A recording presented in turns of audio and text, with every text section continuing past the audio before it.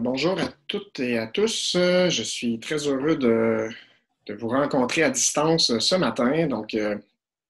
Si vous êtes ici, c'est que vous avez, en fait, si vous êtes ici et que c'était volontaire, c'est que vous avez bien choisi cette formation sur l'enseignement des capsules vidéo où je vais vous proposer quelques conseils qui vont de la préparation à la phase de diffusion.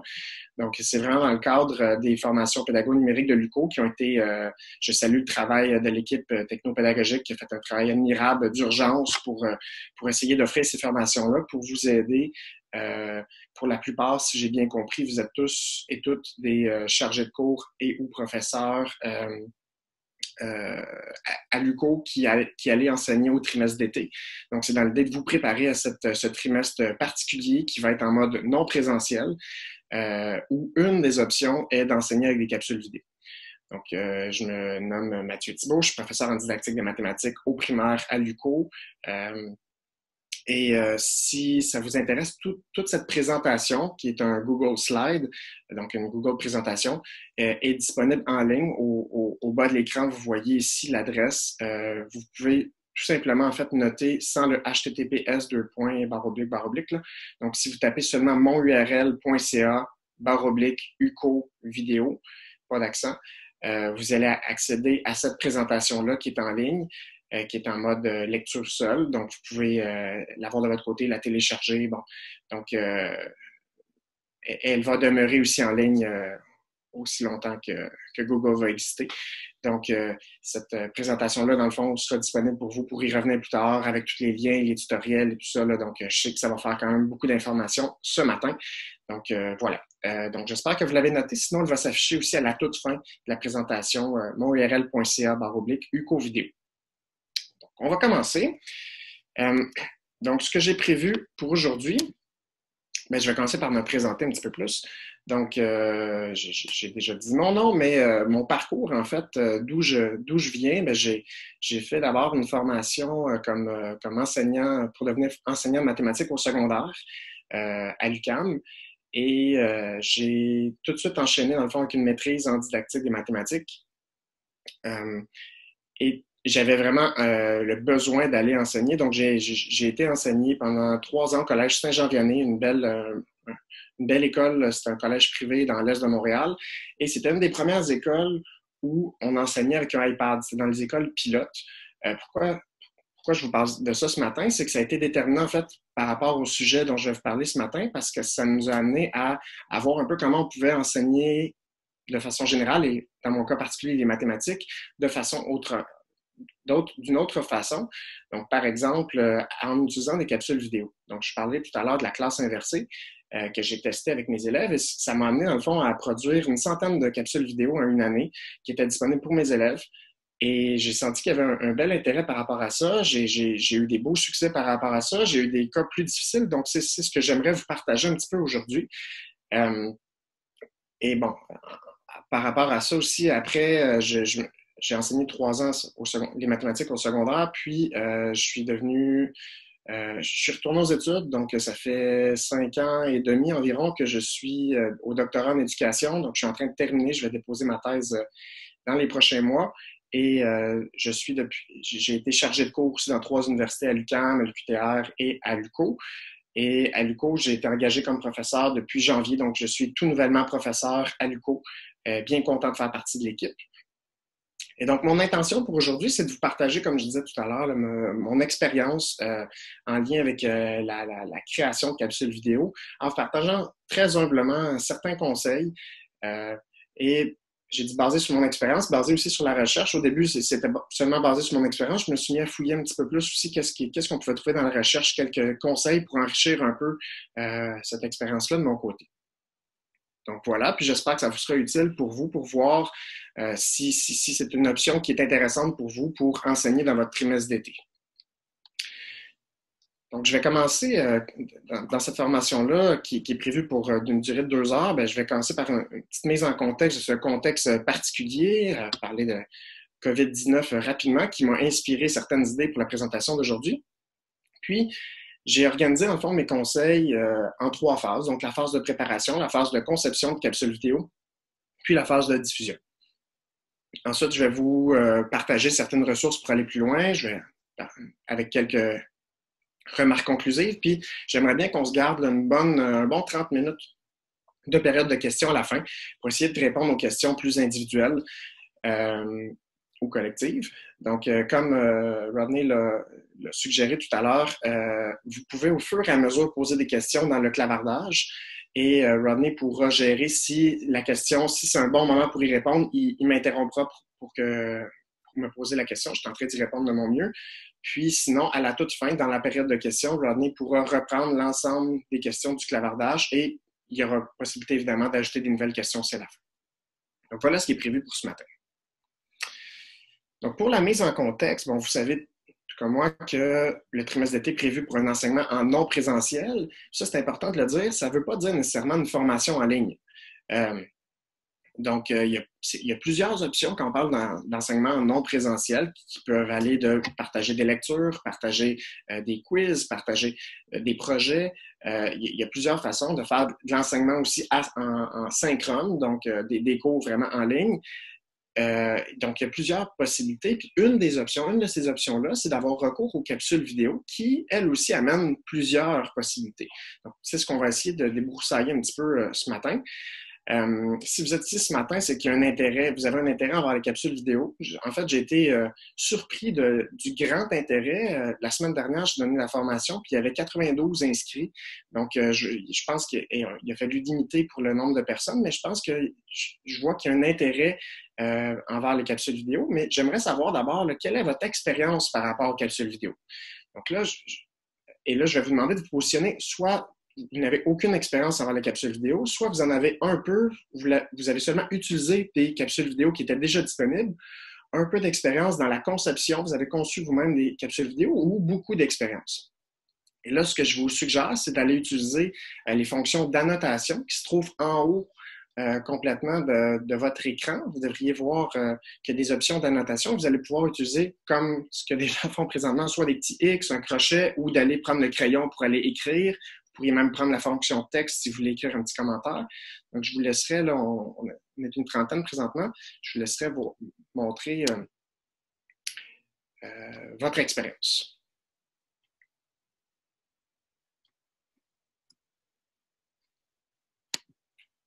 Pour l'instant, ça continue. Il y en a une dizaine environ pour l'instant. Je vois que c'est majoritairement pour l'instant un peu utilisé. Quelques un peu concevoir, aucun beaucoup pour l'instant. On peut voir quand même qu'il y a une majorité là, du côté gauche. Bon, OK, une personne beaucoup, mais avec une équipe technique, pas seule. Quelques-uns de plus du côté concevoir. Donc, on voit qu'il y a quand même encore une majorité du côté aucune ou un peu comme utilisateur. Excuse-moi, Mathieu. Oui. Les gens qui ne voient pas les outils d'annotation, c'est au haut de la page, à côté de la ligne verte, option d'affichage. Vous cliquez là-dessus et vous allez voir annoter. Merci beaucoup, Rodney. Effectivement, je ne vois pas les commentaires, mais quand vous les écrivez, je suis concentré sur les idées. Donc, merci de Rodney d'intervenir dans ces cas-là. Donc, on voit que finalement, il y en a de plus en plus quand même du côté droit, mais il semble encore y avoir un petit peu plus de majorité là, du côté gauche. Donc, c'est parfait. Merci d'avoir répondu de cette façon-là. Maintenant, on va continuer, même si ce n'est pas tout le monde qui a répondu. Et ça me donne quand même une idée qu'il y en a certains qui ont un peu d'expérience. Maintenant, et là, je vais effacer les annotations. Voilà. Donc, maintenant,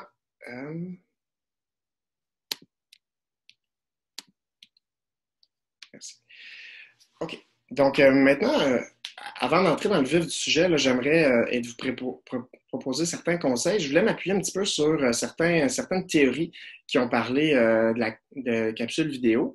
Donc, il y aurait d'abord, bon, il y a la théorie de l'apprentissage multimédia de Mayer en 2008 qui propose 10 principes pour avoir un usage optimal des médias à des fins d'apprentissage. Donc, je vous présente rapidement ces 10 principes-là. Donc, il y aurait le principe de cohérence, où il juge que c'est important de conserver l'information essentielle, éliminer tout élément superflu qui pourrait distraire du contenu à transmettre, donc vraiment que ce soit cohérent et dense, là, si on veut.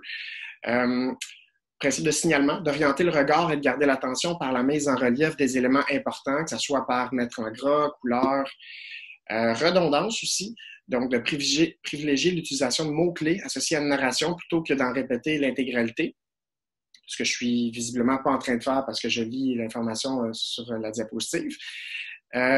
Contiguïté spatiale, donc de positionner les éléments côte à côte, comme quoi ça facilite l'association, par exemple des schémas qui pourraient être accompagnés d'une légende. Je propose ça comme un principe important.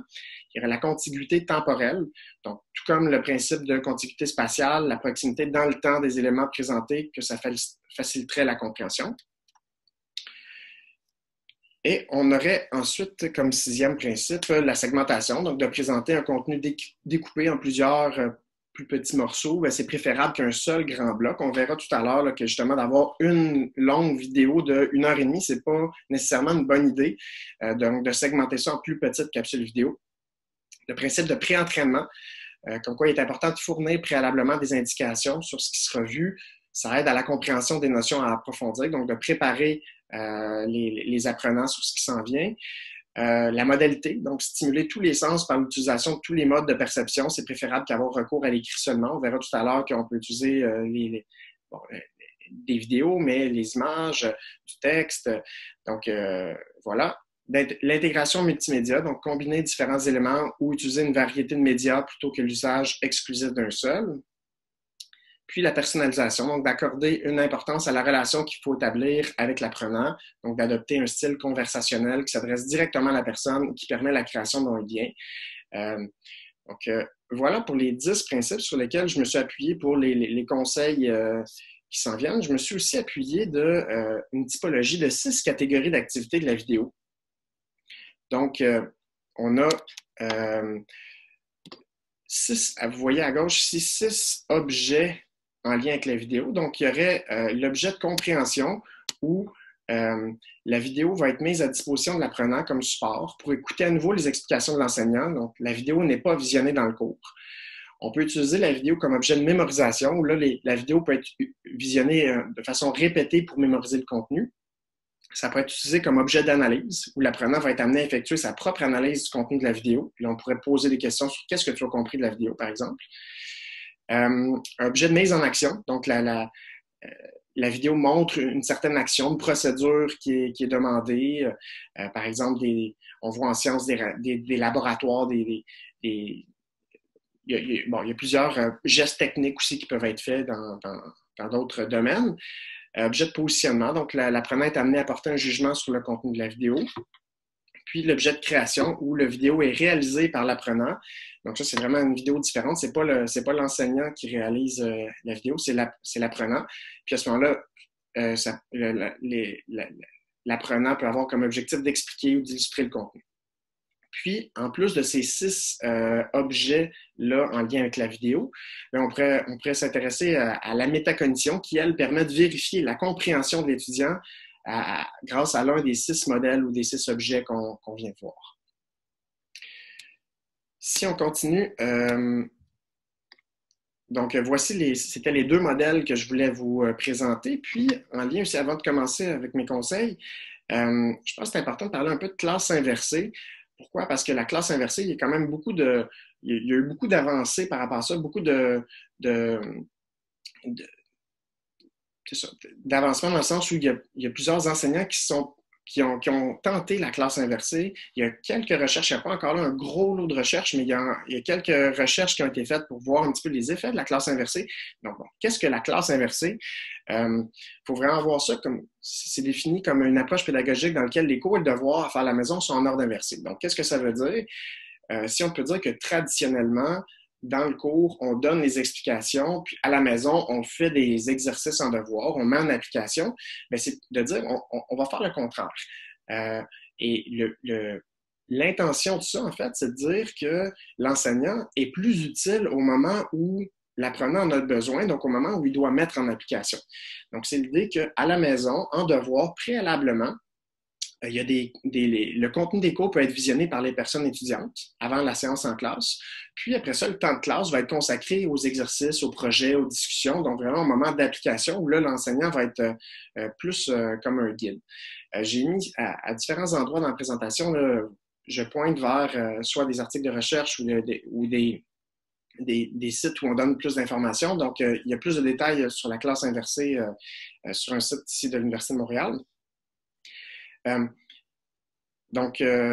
Et l'idée de préalablement faire un travail, ça, si on se réfère à la taxonomie de Bloom, bien, ça référerait aux premières étapes. La taxonomie de Bloom, là, si vous vous rappelez l'espèce de pyramide avec la taxonomie de Bloom, donc ce serait l'idée de reconnaître, de comprendre, d'appliquer. Donc ça, c'est les premières étapes qui peuvent se faire peut-être plus facilement de façon individuelle, là, qui peuvent être intégrées là, par l'apprenant de façon individuelle par une vidéo préalablement au cours. Puis après, bien, durant le cours, réaliser un travail, bien, à ce moment-là, ça consisterait aux dernières étapes qui demandent un peu plus l'accompagnement de l'enseignant, donc l'idée d'analyser, d'évaluer, de créer.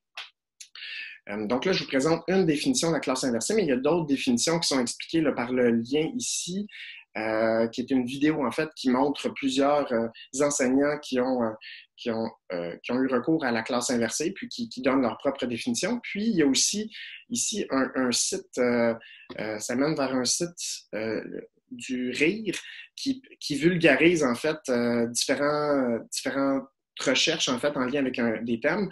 Donc ici, c'est le thème de la classe inversée, puis ses effets sur l'apprentissage, où on voit que, c'est important de le dire, la classe inversée, c'est pas une panacée, là, c'est pas la solution à tous les problèmes de l'éducation. Par contre, et ça montre que l'apprentissage n'est pas nécessairement meilleur, pas pire et tout ça, mais faut plus le voir comme une façon différente d'apprendre, puis aussi une alternative. Puis je pense que dans notre cas actuel, avec les circonstances particulières, bien, ça peut être intéressant de penser à la classe inversée. Mais ici, c'est pas nécessairement de faire de la classe inversée, mais c'est de s'inspirer de ce qui a été fait comme classe inversée, particulièrement pour la création de vidéos. Et là, justement, dans la classe inversée, les objectifs de la capsule vidéo, ça va être de donner des courtes explications aux personnes apprenantes au sujet d'une tâche à accomplir. Ça va être de modéliser un apprentissage, puis ça va être aussi de garder le contact socio-affectif avec les personnes apprenantes. Mais évidemment, la capsule vidéo, j'avais déjà vu un cours ennuyant reste ennuyant s'il est sur vidéo, là. Donc, de garder les mêmes explications ennuyantes qu'on enseignerait en présentiel et de les mettre sur vidéo, ça va rester ennuyant. Donc, d'où l'importance de rendre une capsule vidéo interactive encore plus, je trouve, qu'en présentiel, parce que il faut vraiment que l'apprenant son attention soit captée par ce qui se passe devant lui à son ordinateur. Donc, pourquoi la capsule vidéo? Bon, la première raison un peu bête, c'est de dire on est en 2020, donc c'est la façon naturelle d'apprendre, on est rendu là.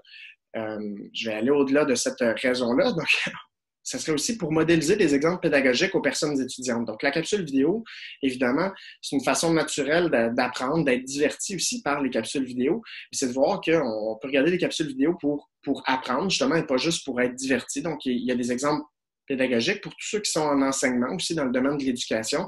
Ça modélise aussi pour ces personnes-là, ces personnes-là pourraient utiliser elles aussi, pas juste en éducation d'ailleurs, mais pourraient utiliser les capsules vidéo dans leur travail par la suite. Ça peut permettre aussi un apprentissage flexible, asynchrone aussi, qui respecte le rythme des personnes étudiantes. Donc, on peut apprendre vraiment à notre rythme, asynchrone, donc pas nécessairement en même temps, ça peut être à d'autres moments, et on peut exploiter vous me permettrez le terme anglophone, le mobile learning, donc l'idée d'apprendre partout où on veut. Donc, on peut être dans l'autobus en train d'écouter des explications dans une capsule vidéo par son enseignant. Donc, ça amène cette flexibilité-là. Il y aurait la raison aussi d'accroître la motivation. Encore là, il y a certaines recherches qui montrent que comme tout est fait de nouveauté, la motivation, il y a un accroissement de la motivation au départ, puis après un certain temps, cet accroissement de motivation-là peut s'estomper comme à peu près toute nouveauté. Donc, ce n'est pas une solution miracle, comme je disais tout à l'heure.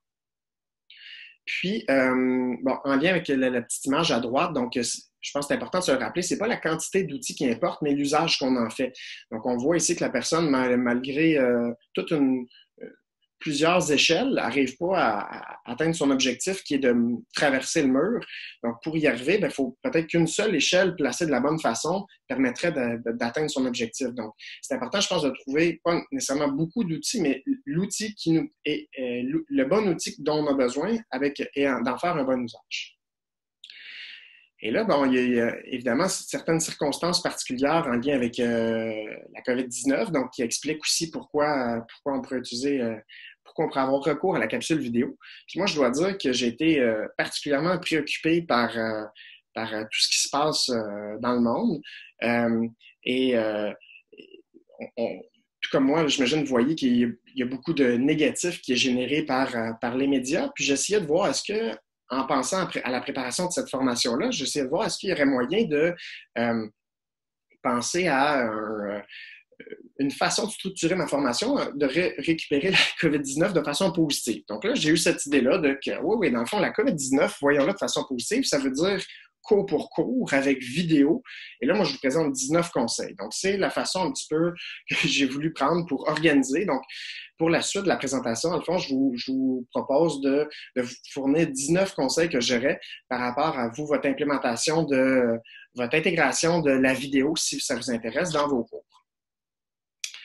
Donc, en lien avec les 3 phases dont je vous ai parlé, on va commencer par la phase de préparation. Et c'est la phase, je dirais, la plus importante. Donc, si vous voulez que les 2 autres phases se déroulent bien, c'est la phase qu'il ne faut vraiment pas négliger. Puis, c'est la phase qui va vous prendre aussi le plus de temps. Donc, et c'est important d'y accorder autant de temps. Donc, le premier conseil que je vous donne en lien avec la préparation, c'est envisager la place que vous voulez accorder aux capsules vidéo dans votre cours. Donc, il y a O'Flaherty et Phillips qui ont dit que bon, le temps de préparation de capsules vidéo, ils reconnaissent qu'il est assez long, donc c'est difficilement réalisable d'inverser un cours au complet. C'est une idée de classe inversée. Donc, le choix des contenus à inverser devient particulièrement important. Donc, sans faire la classe inversée, comme je disais tout à l'heure, juste de reprendre cette idée-là de capsule vidéo qui est au cœur de la classe inversée. Mais bon, dans notre cas, ici, donc, de préparer des capsules vidéo, ben, on ne pourra pas préparer des capsules vidéo pour tous les 45 heures de cours qui étaient prévus, 45 heures d'enseignement dans votre cours. Donc, ça va être de cibler certains contenus. Puis, bon, dans les capsules vidéo, il faut tenir compte des particularités. Là. Il n'y aura pas de rétroaction instantanée des personnes étudiantes comme en présentiel. Là. Donc, c'est plus difficile d'avoir cette rétroaction-là de est-ce que les personnes apprenantes ont compris ou pas, parce que ça se passe, eux, de leur côté, à leur rythme. Il n'y a pas de façon de relancer leur attention non plus par un contact visuel ou un geste comme on peut le faire simplement en présentiel. Donc, ça demande de mettre en place des conditions qui sont favorables pour leur faire apprendre de façon autonome. Là, ce n'est pas nécessairement simple. Puis, bon, comme je disais, ça demande un investissement de temps, surtout au début. Donc, il faut être réaliste. Je dis surtout au début parce qu'une fois que les capsules vidéo sont faites, on peut penser qu'on va sauver du temps par la suite, mais évidemment, c'est quelque chose qui est assez chronophage, qui demande beaucoup de temps au départ, avant de pouvoir y arriver. Et là, je pense qu'il faut trouver un certain équilibre dans le continuum là, qu'on voit ici en bas. Donc, entre l'idée d'avoir aucune capsule vidéo qui est préparée et que des capsules vidéo dans son cours. Donc, ça serait possible de dire, vous allez faire votre cours en ligne cet été, j'ai aucune capsule vidéo, j'ai préparé d'autres façons de faire apprendre. Parfait. Et à l'opposé, n'avoir que des capsules vidéo. Donc, dans mon Moodle, par exemple, j'organise juste des capsules vidéo une après l'autre. Je crois que c'est important de trouver, je pense que ces deux, il y a un intérêt, en fait, à ne pas être à aucune de ces deux extrémités-là.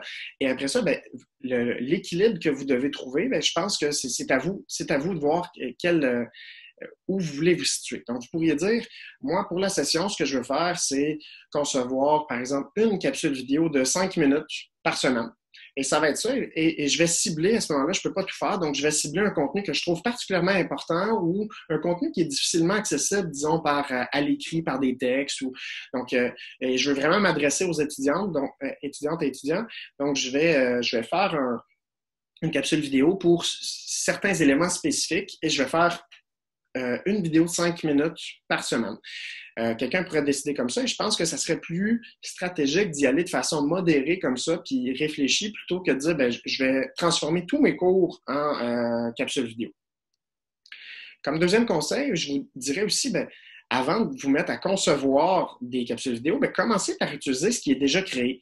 Donc, et là, encore là, il y aurait 2 options en utilisant ce qui est déjà créé. Ben, on peut utiliser des capsules vidéo qui sont déjà existantes. Donc, tantôt, quand j'avais l'expérience, il y en a qui ont coché un peu comme utilisateur, ben, on peut utiliser des vidéos qui sont déjà disponibles. Donc, c'est l'idée de ne pas toujours vouloir réinventer la roue. Il y a déjà des très belles capsules vidéo qui sont réalisées. Donc, on peut les réutiliser ou s'en inspirer. Et là, ça peut être à partir de capsules vidéo créées par des collègues ou qui sont disponibles sur le web. On peut évidemment se mettre à chercher par des moteurs de recherche. On peut aussi, ici, j'ai mis un exemple de plateforme numérique de vidéo à valeur pédagogique où on retrouve un grand nombre en fait de vidéos. C'est possible que si vous avez un cours qui a un contenu très niché, là, très particulier, très ciblé, que vous ne trouverez pas nécessairement et peut-être qu'à ce moment-là, vous n'aurez pas cette possibilité-là d'exploiter des capsules vidéo existantes. Mathieu, oui. Il y a une question. Est-ce qu'il y a des sujets, des contenus plus faciles que d'autres à faire en capsule vidéo? J'imagine que oui. Par contre, j'ai l'impression que tout pourrait se faire en capsule vidéo, mais j'imagine qu'il y a des... Puis là, je n'irai pas ici dans qu'est-ce qui est plus facile ou qu'est-ce qui est plus difficile. Moi, je sais qu'en mathématiques, ça se faisait très bien. Je sais qu'en classe inversée, il y a beaucoup de gens en mathématiques, en français, en sciences, mais je n'ai pas vu...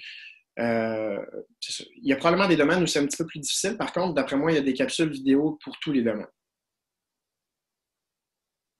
Donc ça, c'était une première option.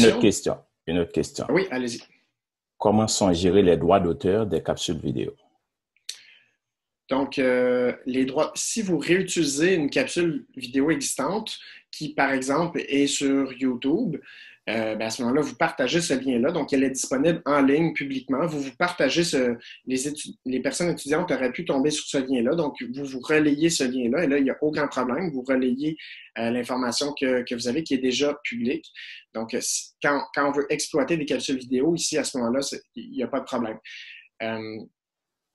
Si c'est pas sur YouTube, c'est fait par un collègue, par exemple, je pense qu'il serait important à ce moment-là, quand vous déposez sur votre Moodle, par exemple, la capsule vidéo, de dire d'où provient la capsule vidéo, de donner le crédit aux personnes qui ont créé la capsule vidéo. Mais normalement, si elle a été déposée sur un site d'hébergement comme YouTube, c'est qu'il y a quelqu'un qui a endossé ça, une organisation ou une personne, et à ce moment-là, ça reste, on partage le lien et le crédit de cette personne-là est nommé, là.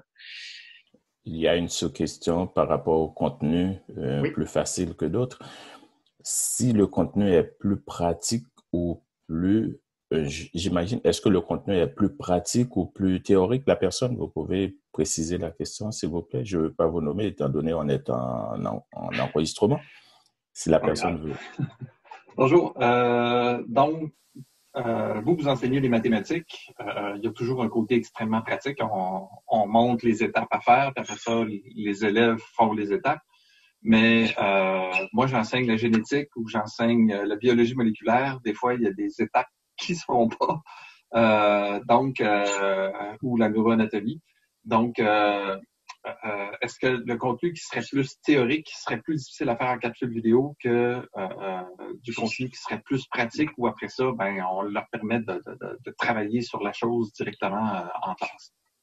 Si j'ai bien compris votre question, autant le contenu théorique qui serait d'expliquer des nouvelles notions, par exemple, peut se faire, pour moi, pour tous les domaines, là. Puis il y a des exemples de sites comme Khan Academy, là, Khan, qui montrent qu'eux, c'est leur slogan, mais leur idée maîtresse, là, de dire tout peut s'enseigner par la capsule vidéo. Donc, on retrouve là, vraiment des capsules vidéo théoriques sur tous les sujets. Puis après, pratique, si je voulais dire mettre en application, oui, et puis, là aussi, là où je vois où ça peut être plus difficile, c'est par exemple, je sais pas moi, où on veut montrer un geste technique ou la musique ou quelque chose comme ça, là. Donc apprendre le piano, par exemple, oui, on peut faire une capsule vidéo, mais c'est pas du tout la même chose que de montrer, un peu comme vous dites là, avec vos exemples. Donc, mais honnêtement, j'ai l'impression que à peu près comme Khan Academy le dit, que tout peut se faire apprendre par des capsules vidéo. D'accord. Alors, tu me permets de poser 2 autres questions, Mathieu? Allez-y. Allez-vous nous donner une liste de logiciels gratuits pour enregistrer nos capsules? On y arrive, ça va être plus tard dans la conception. D'accord, une autre question. Juste être certaine, juste à partager le lien sur Moodle, c'est considéré comme respectant les droits d'auteur? si c'est de ma compréhension, en tout cas, ce qui est sur le web, qui est accessible, là, que vous pourriez avoir l'adresse, puis tout le monde peut y aller, c'est que c'est public. Donc, vous, comme je disais, tout le monde pourrait tomber sur ce lien-là. Vous, ce que vous faites, c'est relayer cette information-là. Donc, ce qui est en ligne, normalement, est public. Il faut à ce moment-là... mais j'espère que je ne dis pas d'énormité ici. Là, si on pourrait peut-être y revenir à la fin de la période de questions s'il y en a qui ont plus d'informations que moi par rapport à ce sujet-là. Mais de ma compréhension des droits d'auteur, ce qui est sur Internet, c'est libre. Comme on pourrait partager un lien sur Wikipédia ou un lien sur un site web d'information, peu importe. Si c'est quelqu'un d'autre qui a créé ça, ben, on fait juste envoyer, relayer ce que cette personne-là a créé, qui l'a mis de façon publique sur Internet. D'accord. J'ai deux autres petites questions. Si on dépose notre capsule conçue par nous sur Moodle, est-ce que la capsule peut être téléchargée et ensuite partagée au gré du vent par les étudiants? Là, j'aimerais qu'on garde ce genre de questions-là pour plus tard parce qu'on va se rendre à la diffusion. Fait que là, je veux pas comme... Donc, j'aimerais qu'on garde, s'il vous plaît, ces questions-là parce qu'elles sont très pertinentes. Puis je vais tenter d'y répondre, mais je pense que c'est déjà prévu que je réponde à ce genre de questions-là par la suite.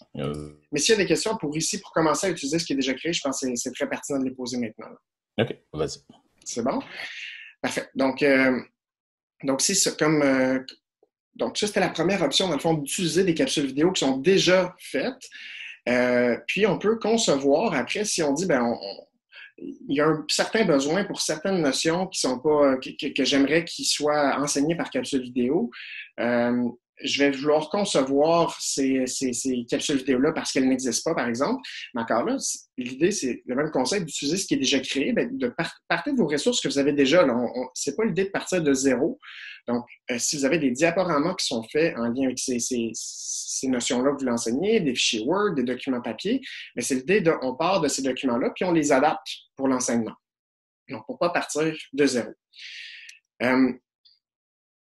Puis, justement, aujourd'hui, on va être vraiment dans ce deuxième conseil-là. Donc, la première partie, en fait, d'utiliser, je pense que tout le monde pourrait aller fouiller pour aller voir s'il y a déjà des ressources disponibles qui sont intéressantes pour vous. Dans le cas où il n'y en a pas, c'est de dire, avec mes propres documents, comment je peux concevoir des vidéos.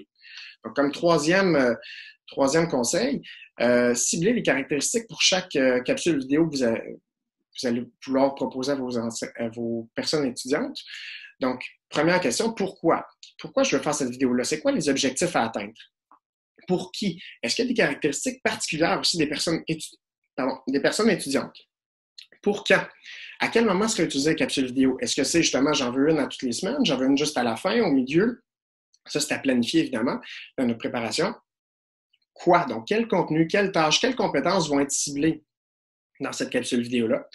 Comment? Donc, quels médias je vais utiliser? Est-ce que je veux des images, des photos dans ma capsule vidéo, des graphiques, des animations? Et tout ça, je pense que c'est important de garder l'idée, là. On va cibler des objectifs, on va cibler des contenus, mais il faut penser on veut segmenter en courte capsule vidéo. Donc, c'est pas l'équivalent d'un cours de 3 heures qu'on va être capable de mettre dans une petite capsule vidéo de quelques minutes. Donc, c'est l'idée qu'on va décomposer notre cours de 3 heures, par exemple, en un élément qu'on veut cibler pour en faire une courte capsule vidéo ou en plusieurs courtes capsules vidéo. Comme quatrième conseil, je vous dirais, là, il faut préparer les documents puis les organiser de façon pertinente, cohérente, intéressante. Donc c'est l'idée, là, c'est à ce moment-là, vos documents que vous avez déjà, donc diaporamas, fichiers Word, etc. Et là, il faut les organiser parce que, comme je disais tout à l'heure, ils doivent permettre un apprentissage autonome. Donc, ça va demander quelques ajustements. Je pense que c'est important de donner beaucoup d'exemples variés, concrets puis engageants, puis aussi de faire ressortir les éléments importants, un peu comme on voyait tout à l'heure par le signalement qui est un des principes. Donc, de faire ressortir, soit par de la couleur, gras ou à l'oral, évidemment, en faisant des pauses, par exemple, ou en mettant l'emphase. Donc, faire ressortir ces éléments importants-là. Je pense que c'est important aussi de tenter de piquer la curiosité des personnes étudiantes. Et ça pourrait se faire dès le début de la capsule vidéo en proposant il y a plusieurs façons possibles là, de piquer leur curiosité. Puis une autre façon serait d'associer une mission aux personnes apprenantes pour stimuler leur engagement lors du visionnage de la capsule vidéo. Donc, vous pourriez dire, par exemple, en commençant, voici un genre un problème qu'on n'arrive pas à résoudre présentement, mais après la capsule vidéo, avec les notions qu'on aura développées, on serait capable maintenant de résoudre ce problème-là. Donc, ou proposer une mission dans le cadre d'un projet, disons, de plus grande envergure. Là, dans cette capsule vidéo-là, ça vous permettra de faire telle phase là, du projet. Comme 5e conseil, je vous suggère de prévoir vos documents d'accompagnement. Donc, les capsules vidéo, c'est bien beau. Il faut penser que ces capsules vidéo-là, il faut les intégrer dans une séquence logique et complète qui favorise l'alignement pédagogique. Donc, l'alignement pédagogique, c'est-à-dire d'avoir une cohérence, une triple cohérence entre nos apprentissages visés, les méthodes pédagogiques qu'on va employer, puis là où les méthodes d'évaluation. Donc, si on va avoir une cohérence dans tout ça, on va vouloir bonifier justement notre ou nos capsules vidéo par des questionnaires ou des quiz, par exemple. Et là, il y a plusieurs possibilités. On peut utiliser Didacti, les formulaires Google, les formulaires Microsoft. On peut utiliser des quiz sur Moodle. Il y a Edpuzzle aussi qui permet de faire des quiz à même la vidéo. Donc, la vidéo, à un certain point, on s'arrête, ça fait poser une question et là, la personne apprenante doit répondre avant que la vidéo se poursuive. On peut bonifier par des rapports réflexifs aussi de la capsule vidéo, donc de demander à la fin qu'est-ce que tu as appris, est-ce que tu as capable d'expliquer, de synthétiser, de schématiser, bonifier par des lectures, bonifier par des projets, etc. Donc vraiment de voir ces capsules vidéo-là dans une séquence logique et complète. Comme 6e conseil de la COVID-19, donc prévoyez un environnement favorable à l'apprentissage. Donc, ce qui semble, selon les recherches que j'ai consultées, le son est vraiment le nerf de la guerre. Donc, on dit que la qualité vidéo semble moins importante que pour l'apprentissage que la qualité audio. Parce que, oui, on va regarder, mais il faut entendre. Donc, si on n'entend pas bien, c'est sûr que les personnes apprenantes vont décrocher. Donc, si jamais vous avez à investir dans du matériel, la priorité serait d'acheter un bon micro. Moi, personnellement, j'ai fait, comme je disais, une centaine de capsules vidéo avec mon portable qui est avec son micro intégré. Donc, j'ai jamais eu besoin d'un bon micro. Par contre, on verra tout à l'heure qu'il y a plusieurs façons de faire des capsules vidéo, dont une qui serait, par exemple, de se filmer en train d'expliquer au tableau, par exemple. Et si on fait ça et on est plus loin de la caméra, là, la qualité du son peut être un enjeu plus important, surtout si on parle pas en direction de la caméra parce qu'on est dos, par exemple, on est en train d'écrire au tableau. Donc là, à ce moment-là, le micro pourrait être d'une plus grande importance. Pour l'environnement aussi, il faut penser à un endroit calme. Il faut penser aussi à un cadrage puis un éclairage adéquat là, pour les capsules vidéo de captation. Là, donc, de bien que l'éclairage soit adéquat, puis le cadrage, qu'on ne soit pas juste en train de me voir de côté ou juste en bas. Bon. Donc, l'idée d'être bien cadré. Et aussi, si on parle de screencast, donc l'idée de capture d'écran, d'avoir une résolution adéquate, pas que ce soit trop pixelisé, ce qui peut devenir irritant là, pour la personne apprenante. Puis bon, d'avoir une présentation soignée, autant visuellement, par exemple, si vous utilisez un diaporama, que ça soit soigné et pas, disons, vraiment trop petit, trop surchargé, donc vraiment favoriser l'aspect visuel. Puis si vous êtes filmé, autant penser aussi à votre propre présentation. Si, je vais prendre un exemple, si vous avez une couette vraiment de travers comme ça tout le long, peut-être que les personnes qui vont regarder votre vidéo vont juste penser à cette couette-là de travers et vont pas pouvoir se concentrer sur le message. Donc, le but, c'est vraiment d'éviter autant que possible les distractions. Donc, comme 7e conseil, choisissez une façon simple d'enregistrer. Donc, il y a différentes techniques où on peut aller voir ici les sources là, avec davantage de détails. Donc, il serait possible de capter avec une caméra. Et ça peut se faire avec un téléphone intelligent, avec une caméra professionnelle, en passant par la webcam d'un ordinateur, selon la qualité dont vous avez besoin. Souvent, un téléphone intelligent suffit. Donc, c'est l'idée de filmer, par exemple, comme je disais tout à l'heure, on serait au tableau en train de donner une explication ou on va aller filmer des choses qui se passent dans notre environnement, dans la rue, peu importe. Donc, une captation avec la caméra. Il y aurait un screencast, comme j'ai dit tout à l'heure, c'est un enregistrement vidéo de ce qui se passe sur l'écran d'ordinateur. Donc, ça va enregistrer tout ce que vous faites à l'ordinateur. On pourrait faire une animation, donc des images en mouvement qui sont générées avec un logiciel. Et on pourrait faire un montage pour mixer plusieurs capsules vidéo. Donc, on pourrait penser où on va avoir une capsule vidéo de 5 minutes où on va avoir au début 1 minute de ce qui est filmé par une caméra, ensuite un enregistrement d'écran, ensuite une animation et vice-versa. Donc, faire vraiment une combinaison de ces différents types de capsules vidéo-là avec un montage par la suite. Dans mon cas, la centaine de capsules vidéo que j'ai fait, je l'ai faite par screencast, donc par enregistrement de mon écran, avec QuickTime Player sur Mac. Donc, si vous avez un Mac, un ordi Mac, ça veut dire que vous avez automatiquement QuickTime Player sur votre ordinateur. Sinon, sur PC, c'est possible aussi, si vous décidez d'utiliser QuickTime Player, vous pouvez aller le télécharger sur PC à partir du lien qui est ici. Il est à noter que vous n'aurez pas la version la plus récente.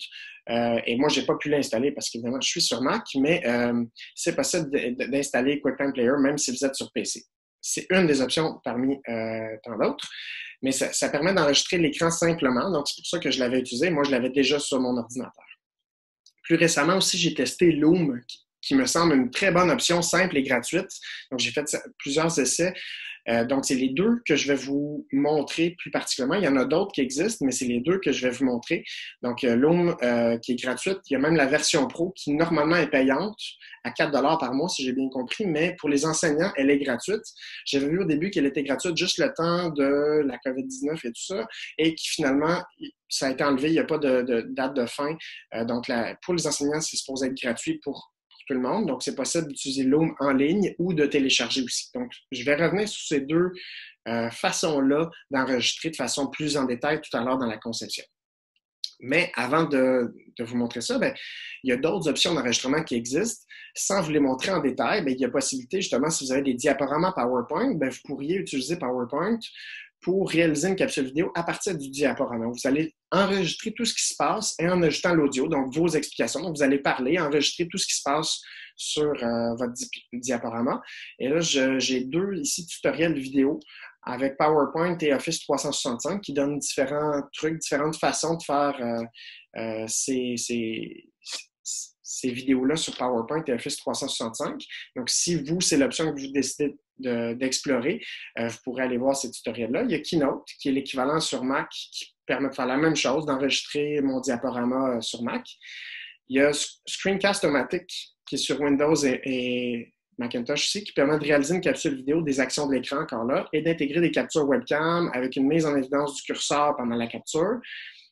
Pour la version gratuite, c'est limité à maximum 15 minutes de vidéo, ce qui, de toute façon, à mon sens, est la limite aussi qu'on ne devrait pas dépasser pour la longueur des capsules vidéo. Il y a Camtasia aussi qui permet de réaliser une capsule vidéo, encore des actions à l'écran, d'intégrer des captures webcam et des annotations aussi. Donc, voici certaines options dont la plupart sont gratuites. Certaines, la version Pro, là, sont payantes, mais d'autres options dont je n'irai pas plus en détail aujourd'hui. Donc, on tombe justement dans la phase de la conception. Donc, si tout s'est bien passé, puis on a mis beaucoup de temps, le temps nécessaire sur la phase de préparation, la période de conception va se dérouler assez rondement. Mais j'ai quand même quelques conseils à vous donner par rapport à ça. Bon, le premier serait de faire un test d'enregistrement, puis de vous lancer. Je pense que c'est important de faire un test d'enregistrement au cas où, parce que vous voulez éviter de recommencer le travail. Vous ne voulez pas mettre tout ce temps-là en préparation, commencer à enregistrer et finalement, je me rends compte que j'avais pas activé l'audio, par exemple, ou j'avais pas. Donc, important de tester, de voir est-ce que tout fonctionne bien. Aussi, que vous choisissiez QuickTime Player, Loom ou peu importe, assurez-vous d'apprivoiser le logiciel, assurez-vous qu'il répond bien à vos besoins aussi. Je pense que ça peut être bien, surtout au début, de vous exercer en vous chronométrant. Donc, et ça, c'est pour deux raisons. Donc, vous pourriez simuler, dans le fond, votre capsule vidéo, le faire en vous chronométrant. D'abord, pour évaluer la durée de votre capsule, voir est-ce que c'est raisonnable ou c'est beaucoup trop long. Et aussi, dans un deuxième temps, pour développer votre aisance qui serait nécessaire lorsque ce sera le temps de vous enregistrer. Quand on commence au début, là, c'est un peu étrange de parler à notre ordinateur, puis on peut être pas très à l'aise. Donc, ce genre d'essai-là, au début, peut permettre d'être plus à l'aise après pour l'enregistrement. Donc là, ce que j'aimerais vous montrer, c'est une démonstration à QuickTime Player. Donc, je vais sortir d'ici. Et est-ce que si je clique sur... En bas ici, j'ai QuickTime Player, moi, sur mon Mac, que je lance. Est-ce que, Rodney, vous voyez bien mon écran toujours? Oui. Oui, parfait. Donc, j'ai ouvert QuickTime Player ici et je le vois ici dans mon menu en haut. Donc, je vois que je suis dans QuickTime Player. Et là, ce que je peux faire dans QuickTime Player, je peux, dans le menu Fichier, je pourrais aller faire un enregistrement vidéo, un enregistrement audio et un enregistrement de l'écran. Donc, comme je vous disais, c'est possible de faire un nouvel enregistrement vidéo, un nouvel enregistrement audio ou un nouvel enregistrement de l'écran. Donc, c'est ce qu'on va vouloir faire. Je vais juste vous montrer la distinction avec les deux autres. Donc, si je veux faire un nouvel enregistrement vidéo, ce que ça va faire, c'est que quand je vais le partir, ça va enregistrer de façon vidéo. Donc, ça va enregistrer avec ma webcam. Oups, j'ai un petit problème. Je recommence. Voilà. Donc, vous devriez me voir. Donc, comme je suis filmé par ma webcam, et là, je peux enregistrer. Et là, tout ce que je dis, c'est filmé, tout ça. Donc, ça peut être une première option de se filmer si on veut seulement la vidéo. Et là, quand je vais arrêter, on va me demander, voilà, ici, j'ai une vidéo de 7 secondes, je pourrais l'enregistrer. Donc, ça, c'est avec la vidéo. Si je ne vais pas l'enregistrer, je peux ici, toujours dans le menu fichier de QuickTime Player, je peux faire un enregistrement audio qui serait seulement la voix à ce moment-là et pas de vidéo. Et moi, ce qui m'intéresse davantage, c'est l'enregistrement de l'écran qui va combiner, dans le fond, tout ce qui se passe sur mon écran et avec l'audio. Donc, quand je vais cliquer sur le petit bouton rouge pour enregistrer, on voit apparaître cliquer pour enregistrer tout l'écran, faites glisser pour enregistrer seulement une partie, puis terminer l'enregistrement en cliquant sur le bouton d'arrêt dans la barre des menus. Donc, je peux décider d'enregistrer tout l'écran en cliquant, ou je pourrais dire, bien, moi, je veux enregistrer seulement cette partie-là ici. Donc, tout ce qui se trouve en dehors de cette partie-là, je ne veux pas que ça soit enregistré. Donc, et là, je peux lancer l'enregistrement et donner mes explications. Donc là, je crois que c'est parti. Donc, on a... je ne sais pas si ça a fonctionné. Oui, ça a fonctionné. Bon. Là, j'ai des petits problèmes avec mon QuickTime Player. Mais j'ai fait ici une petite vidéo de 12 secondes où j'ai parlé. J'ai pas bougé grand-chose, mais j'aurais pu utiliser... j'aurais pu passer d'une page web à l'autre, utiliser mon diaporama. Donc, voilà. Et après ça, ici, avec cette capsule vidéo-là de 12 secondes, je pourrais décider de l'enregistrer comme test, par exemple, sur le bureau. Donc, aussi simple que ça, là, j'ai des petits problèmes, mais normalement, ça va très bien. Donc, je fais un enregistrement de l'écran et ça va enregistrer tout ce qui se passe sur mon écran. Après, donc, je pourrais le faire aussi tout simplement, là, ici, là, je veux enregistrer qu'est-ce qui se passe. Je vais le refaire parce que je pense que ça vaut la peine de montrer que ça fonctionne bien. Donc, je vais faire un enregistrement d'écran sur ma diapositive ici. Et là, je lance l'enregistrement. Et là, je donne mes explications. Donc, ici, c'est important de faire un test d'enregistrement. Lancez-vous, blablabla. Quand j'ai terminé en haut ici, j'arrête avec le petit bouton. Et voilà, j'ai fait ma vidéo de 8 secondes que vous pourriez réentendre si je le pars. Je donne mes explications. Donc, ici, c'est important de faire un test d'enregistrement. Lancez-vous, blablabla. OK, donc voilà. On voit que, bon, on entend tout ce qui se dit. On voyait mon curseur bouger. Donc, vraiment, ça enregistre tout ce qui se passe à l'écran. Et je vais enregistrer ce fichier test 2 là. Et donc, c'est aussi simple que ça avec QuickTime Player. Donc, d'où l'importance d'avoir bien préparé, en fait, mes documents à la base. Et si mes documents sont bien préparés, bien, je n'ai qu'à parler sur ces documents-là et enregistrer tout ce qui va se passer. Je voulais vous montrer aussi maintenant un exemple de capsule vidéo en mathématiques pour les élèves de première secondaire que moi, j'ai fait. Donc, j'en ai fait une centaine quand j'enseignais en première secondaire. Puis, à chaque fois, je les mettais dans une séquence où je les déposais, moi, sur Didacti. Tu m'arrêtes, Rodney, si vous ne voyez pas ça. Ça va? OK. Donc, ici... Bonjour, dans cette capsule vidéo. Donc, je vous montre un petit exemple de à quoi ça ressemblait, dans le fond, la capsule vidéo que je donnais à mes élèves de première secondaire. Vidéo, on va commencer le panneau 7, donc le panorama 7 qui s'intitule Des suites numériques aux équations. Donc on va travailler avec les nombres pour en venir à faire l'introduction à l'algèbre qui va être très important pour ton deuxième année de secondaire. Donc, je rappelle que je m'inspire des calepins de savoir du cahier Panorama des éditions CEC et le code QR pour accéder aux capsules vidéo. Donc, on va commencer avec le savoir 7.1, l'introduction aux suites. Donc, d'abord, qu'est-ce qu'une suite numérique? Une suite numérique, c'est une suite de nombres. Donc, chacun des nombres est appelé un terme. Puis, chaque terme est associé à un rang qui est... Je m'arrête là. Je pense que le but, c'est pas de vous faire un cours sur les suites numériques ce matin. Ce que je voulais vous montrer, en fond, c'est que c'est ça. Mes documents que j'avais préparés, c'était des documents Word dans lesquels je peux surligner pour faire mettre l'emphase sur certaines choses. J'avais préparé mes réponses, si on veut, de mes notes de cours. C'était des documents sur les notes de cours avec des exercices qui suivaient. Étaient déjà préparés dans le sens où j'avais les réponses sont cachées derrière un rectangle, puis au fur et à mesure, j'enlève les rectangles, donc je fais apparaître. Donc, c'était de cette façon-là que j'ai choisi. Puis, on peut voir aussi un peu plus loin que dans ma capsule vidéo, que j'utilisais, par exemple, ici, on va voir... Pour chacune de mes flèches, mon bon entre mes deux termes consécutifs, donc deux termes qui se suivent, c'est toujours le même bon. Donc, ici, j'utilise dans le fond un outil qui s'appelle Ultimate Pen, j'y reviendrai tout à l'heure, mais c'est l'outil que j'ai utilisé. Vous avez vu au début, c'était en 2013-2014, donc ça date, là, ça fait déjà 6 ans que j'ai fait ces capsules vidéo-là.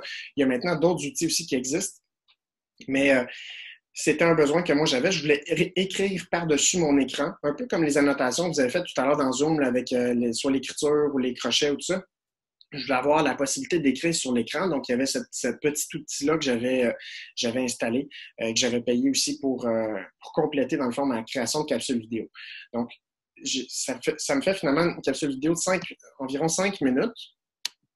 Et après ça, je posais 3 questions à choix multiples, juste pour évaluer la compréhension des élèves. Pour donner une certaine rétroaction, est-ce que tu as compris ou non? Donc, 3 questions très simples en lien avec les suites numériques dans ce cas-là. Donc, moi, c'était ma façon, en fait, sans nécessairement faire de la classe inversée, c'était ma façon de rendre disponibles toutes les notes de cours. Donc, si j'avais un élève qui était absent, bon, tout ça, ça répondait à différents besoins. Donc, c'est la façon que j'ai utilisée à ce moment-là. Donc, c'était pour vous montrer un exemple du rendu, qu'est-ce que ça peut donner à la fin. Maintenant, je vous ai parlé de Loom. Donc, je vais faire une petite démonstration avec Loom. Il est à noter que là, je montre des choses. Peut-être qu'après, ça va vous intéresser soit QuickTime Player ou Loom, mais que vous n'avez pas pu saisir toutes les étapes. Donc, il y a les tutoriels ici. J'ai mis des courts tutoriels sur comment faire QuickTime Player et avec Loom. Donc, Loom, c'est possible de l'utiliser en ligne ou de le télécharger. Donc, moi, je l'ai téléchargé. Donc, je l'ai ici dans mon menu en haut. Donc, en tout temps, je peux lancer une vidéo avec Loom. Et là, je peux le faire avec possibilité de voir l'écran et ma caméra. Donc, on va voir que la caméra va s'activer. On voit ici en bas que je suis filmé. Ça pourrait être l'écran seulement ou la caméra seulement. Donc, à vous de voir ce que vous voulez. Ça pourrait être tout l'écran. Ça pourrait être seulement une fenêtre. Donc, je veux que ça enregistre seulement ce qu'il y a sur PowerPoint, par exemple, ou Word, ou Chrome. Ou je peux ici décider, bon, il va y avoir une zone dans mon... Donc, une zone en particulier que je veux qu'il soit filmé. On décide ici de notre caméra, de notre micro, moi qui est mon micro intégré. Donc, je pourrais dire ici, moi, je vais aller cette section-là, ici. Oups. Je vais recommencer parce que je me suis... J'ai pas fait ce qu'il fallait. Donc, je recommence. Désolé pour le petit contretemps. On recommence. Donc, ici, dans Loom, je prends mon écran et ma caméra. Je veux choisir une zone et je vais aller prendre cette zone-là, par exemple. Et là, je commence à enregistrer.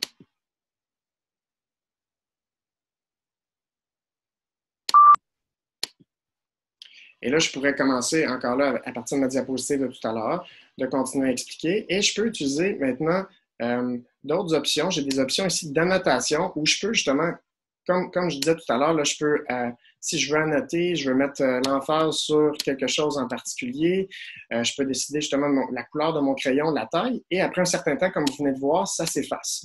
Donc, je viens faire mes traits et après un certain temps, ça s'efface. Quand j'ai terminé, je peux venir fermer, arrêter l'enregistrement. Et automatiquement, ça va ouvrir dans mon compte Loom, ça va ouvrir la vidéo qui vient d'être faite et que je peux, pour laquelle je peux faire certaines modifications. Donc, je vois ici que c'est une vidéo de 34 secondes.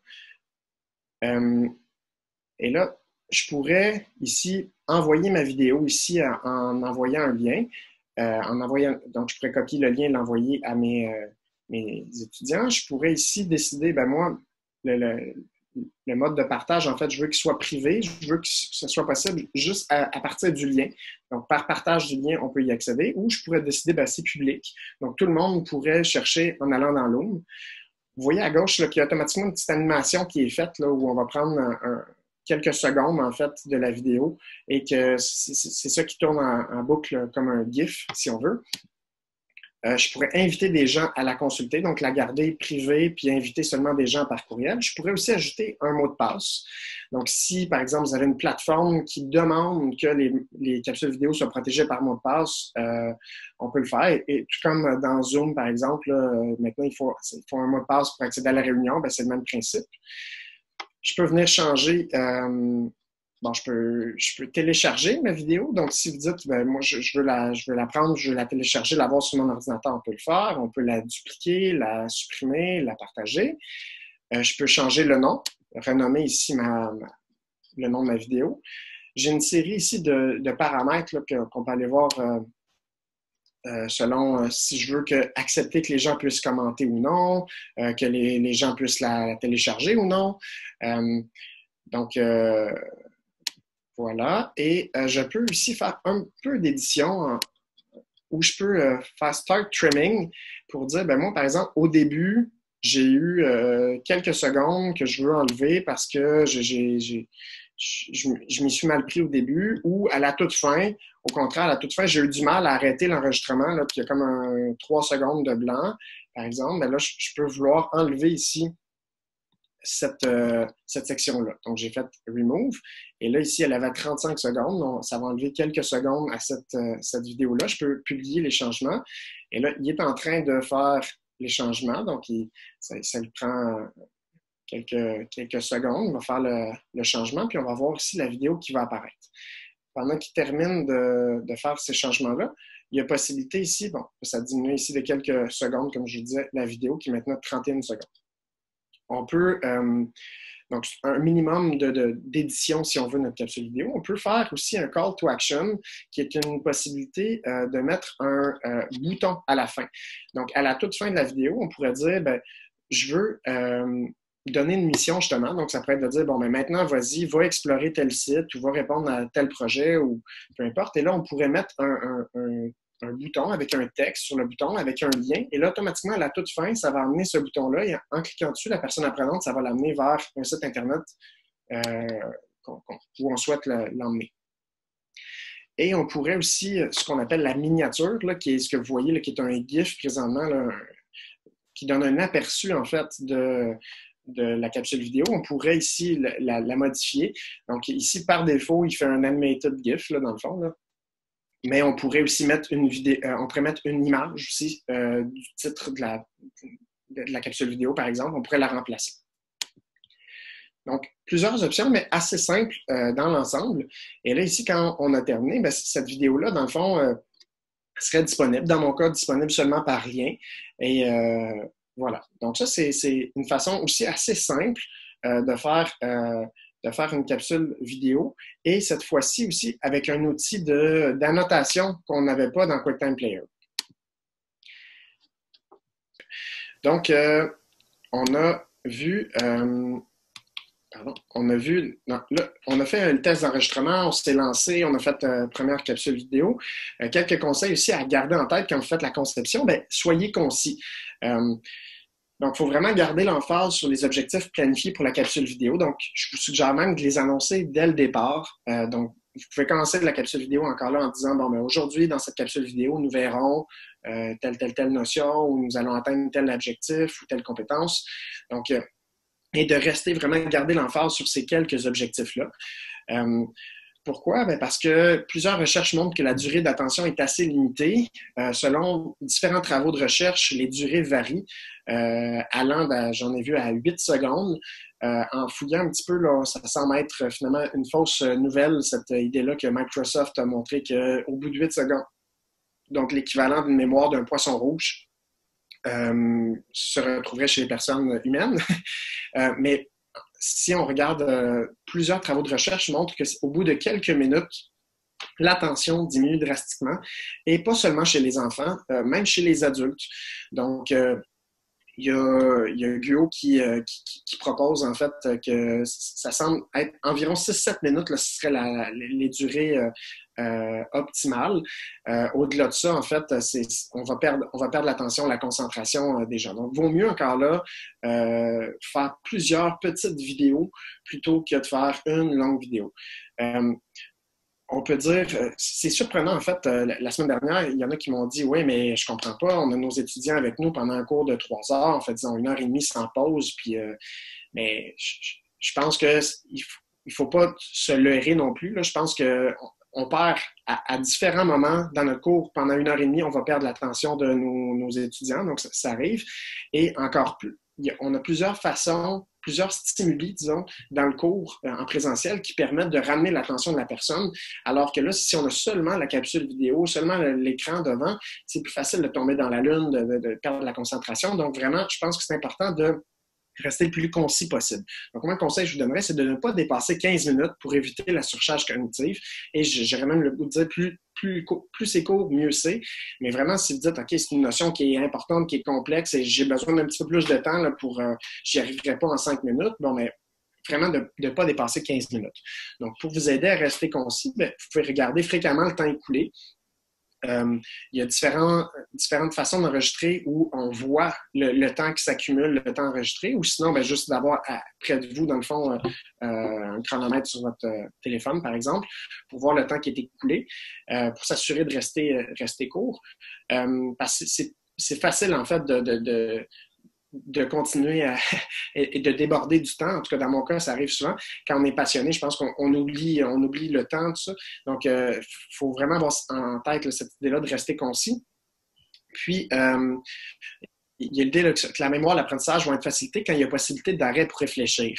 Donc, de faire une courte capsule vidéo, de donner une tâche à la personne étudiante, bien, ça va favoriser, dans le fond, l'apprentissage plutôt que d'avoir une longue capsule vidéo, après de donner une série de tâches. Puis, en faisant une pause, comme ça, en arrêtant votre capsule vidéo, ça vous permet de souffler à vous aussi, puis peut-être, si vous voulez en faire une deuxième capsule vidéo, bien, de vous replacer, de préparer, dans le fond, les documents pour la prochaine capsule vidéo plutôt que de faire une longue capsule. Comme 10e conseil, je vous suggère d'ajouter de l'interactivité, ce qui n'est pas facile, on va se le dire, là, dans une capsule vidéo. Donc, c'est l'idée vraiment de favoriser l'apprentissage actif parce que, on ne se cachera pas, là, quand on écoute une vidéo, c'est de l'apprentissage passif. Là. On est là, on écoute tout ça. Donc, il faut essayer une façon que j'ai trouvée, c'est soit de mettre sur pause pour réaliser une tâche. Donc, ce qu'on peut faire, c'est de dire, bon, voici maintenant, vous avez la possibilité de réaliser telle tâche avec les notions qu'on vient de voir. Donc, je vous suggère soit vous dites de mettre sur pause et de repartir quand vous aurez terminé. Et là, vous attendez quelques secondes. Parfait, c'est fait. Donc, vous avez fait la tâche. Super, on continue. Et là, vous pourriez offrir la résolution, bon, peu importe selon le domaine et l'intention que vous avez. Donc, vous pourriez faire une pause comme ça ou vous pouvez en profiter tout simplement pour terminer la capsule vidéo et dire, bon, parfait, je vous invite à faire cette tâche-là. Puis quand vous aurez terminé, si vous voulez avoir un retour sur la tâche, la résolution, peu importe, je vous invite à écouter la prochaine capsule vidéo ou à consulter tel corrigé ou ça peut être une autre ressource, c'est pas obligé d'être une autre capsule vidéo. Puis, il y a l'idée que lorsque les contenus de la capsule vidéo sont étroitement liés aux activités de consolidation, bien, le rendement des apprenants va être amélioré. Donc, l'idée de cohérence, justement, là, de ce qu'on voit de façon théorique, que ça va être appliqué après, il faut que ça concorde. C'est possible aussi de faire une capsule vidéo qui réponde à un besoin précis en lien avec une notion ou un exercice qui n'a pas été bien comprise par plusieurs personnes étudiantes. Donc, par exemple, vous pourriez penser que vous êtes à la semaine 3 du cours cet été, vous avez fait lire tel texte, un texte, et là, vous avez plusieurs questions par courriel où on vous demande Monsieur, tout à l'heure, parlait de génétique, donc on vous demande d'expliquer telle notion génétique qui est difficile, qui est complexe. Et là, vous pourriez décider, parfait, c'est un besoin, j'ai plusieurs questions par rapport à ça. Je fais une capsule vidéo très ciblée pour expliquer, donner des explications supplémentaires sur cette notion-là. Et là, vous commencez la vidéo en disant, bon, parfait, j'ai eu des questions par rapport à ça, je vais essayer de vous donner certaines précisions. Donc ça peut être un autre genre de capsule vidéo qui amène un peu d'interactivité parce que les personnes étudiantes vont voir que leurs questions sont répondues par vous, pas de façon simultanée là, comme si vous étiez en présentiel, mais quand même, ça permet une certaine forme d'interactivité. Puis c'est possible aussi d'inciter les personnes étudiantes à prendre des notes, à bouger aussi pour essayer de favoriser l'apprentissage actif aussi durant votre capsule vidéo. Comme 11e conseil, faites ressortir une synthèse. Moi, je vous suggère ça. Donc, vous pouvez demander aux personnes étudiantes qu'est-ce qu'elles ont retenu. Donc, vous pourriez les encourager, par exemple, à faire une carte conceptuelle. Il y a différents outils comme MindMeister ou CIMA, par exemple, qui permettent de faire une carte où on va organiser les différentes idées, faire un réseau de concepts, une carte conceptuelle. Si ça se prête bien à votre cours, je pense que ça peut être une bonne idée. Vous pourriez présenter aussi une synthèse dans une diapositive là, du type, dans cette capsule vidéo, nous avons appris telle chose. Donc, vous pourriez, et là, je pense que c'est important d'abord demander, là, vous pourriez utiliser justement l'idée de pause dont je parlais juste avant. Donc, vous pourriez dire à la fin, bon, est-ce que vous êtes capable de me dire, essayez de réfléchir sur qu'est-ce que vous avez appris, vous pouvez même le prendre en note, faites pause, quand vous êtes prêt, repartez la vidéo. Parfait, c'est fait, vous avez noté, bon, voici, moi, je vous présente dans cette diapositive-là, nous avons appris ça, voici, et là, c'est une espèce de synthèse qui pourrait présenter ça. Donc ça, je pense que ça peut être très, très utile dans le cadre d'enseignement par capsule vidéo. Comme 12e conseil, avoir un ton de voix stimulant, donc un ton personnel, naturel, dynamique. Plusieurs recherches qui montrent l'effet enseignant, là, comme quoi un enseignant enthousiaste reste le meilleur moyen d'intéresser les personnes étudiantes.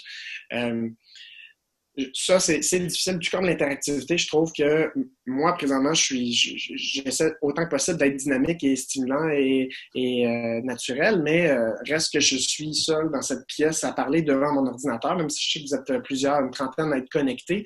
C'est pas la même chose que d'être en présentiel avec l'ambiance d'une classe, par exemple, l'ambiance de groupe. Donc ça, c'est pas nécessairement facile, mais je pense qu'il faut se mettre dans cet état d'esprit-là quand on essaie de faire une capsule vidéo parce que cette capsule-là va être écoutée par des personnes, puis ça va les aider peut-être à rester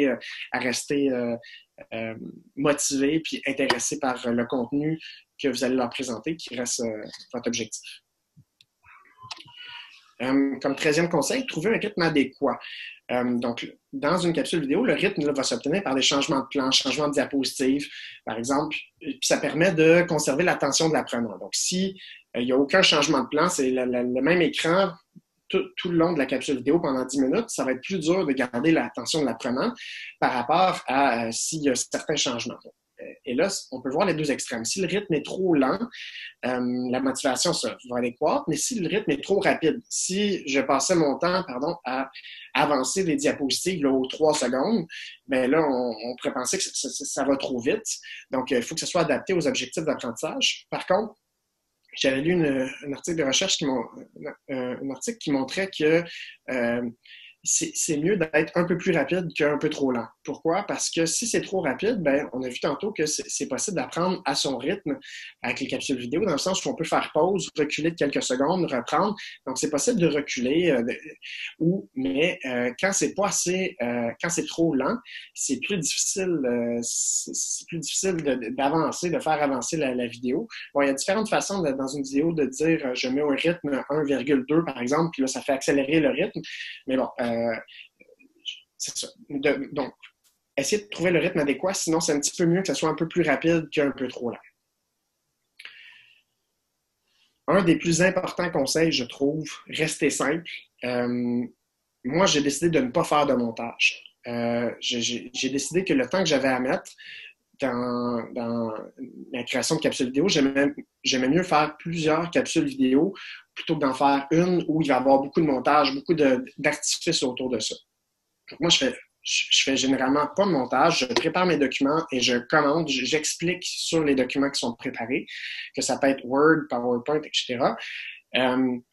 Puis, pour écrire sur l'écran, là, je vous en parlais tout à l'heure, c'est l'outil Ultimate Pen que j'ai utilisé. Par contre, là, j'amène une grosse nuance. Là, cet outil-là, je l'utilisais il y a 6 ans. On peut le télécharger, j'ai mis le lien au coût de 20 $, mais je pense que depuis 6 ans, il existe sûrement des meilleurs outils. Je n'ai pas été fouillé pour voir, selon le besoin que vous avez. Si vous utilisez Loom, c'est possible justement d'annoter, comme on voyait tantôt, ça vient directement avec l'outil. Si c'est un besoin que vous avez, ben, il y en a sûrement plusieurs là, où on peut chercher directement en ligne. Mais moi, c'est ce que j'utilisais. Donc, c'était aussi simple que ça.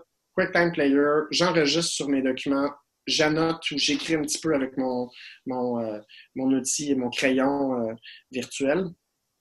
Donc, mais si on veut aller plus loin, si on veut faire du montage, il existe plusieurs outils de montage. Donc, il y a iMovie, Camtasia. Donc, il y a un lien ici qui explique un peu comment on peut utiliser ces outils de montage-là.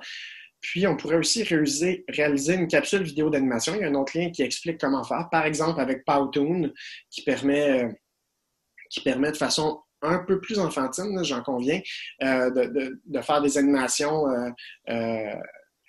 à l'aide du logiciel puis de passer un message, mais c'est moins si vous avez beaucoup de contenu à partager, là, c'est peut-être un peu moins... mais pour lancer un projet, par exemple, de façon stimulante, ça pourrait être intéressant de le faire comme ça. Donc là, je n'irai pas en détail, mais c'est une des options. Si ça vous intéresse d'aller voir ça, vous pourrez aller suivre ce lien-là. Donc, restez simple, là, je pense que c'est vraiment important de garder cette idée-là. Quand vous allez commencer, moi, mes premières capsules vidéo, elles sont loin d'être parfaites et c'est bien correct comme ça. Est-ce que ça aidait mes élèves? Est-ce que ça leur permettait de réécouter les notions, de leur donner des explications? Oui, bien parfait, j'ai atteint mon objectif. Donc, j'ai décidé de ne pas mettre tout l'artifice de plus. Et en lien avec ça, un autre conseil très important, accepter l'imperfection, justement. Donc, mes capsules vidéo n'étaient pas parfaites, puis je les reprenais pas. Donc, comme dans un cours en présentiel, là, quand vous commencez un cours, si vous faites une erreur ou vous trompez de terme, par exemple, au bout de 5 minutes, vous commencez à parler et vous déparlez. Est-ce que vous allez dire, pardon, pause tout le monde, j'ai déparlé, on va recommencer au complet. OK, tout le monde, on va recommencer au complet parce que là, j'ai fait une erreur. Vous ne faites pas ça, vous continuez, vous vous reprenez et vous continuez. Donc, c'est la même chose, à mon sens, pour une capsule vidéo. Ça ne sera pas parfait, à moins d'avoir fait, je trouve, une grosse erreur là, énorme là, au tout début. Mais si vous êtes rendu à quelques minutes, ça roule, vous reprenez votre erreur, ça montre justement que bon, vous n'êtes pas parfait, puis on se reprend. Et surtout, c'est de l'ordre du langage, on peut se reprendre, puis il n'y a pas de problème. Puis je crois que les étudiants vont être compréhensifs, savent que c'est un contexte qui est particulier et vont apprécier l'effort que vous mettez de toute façon sur les capsules vidéo.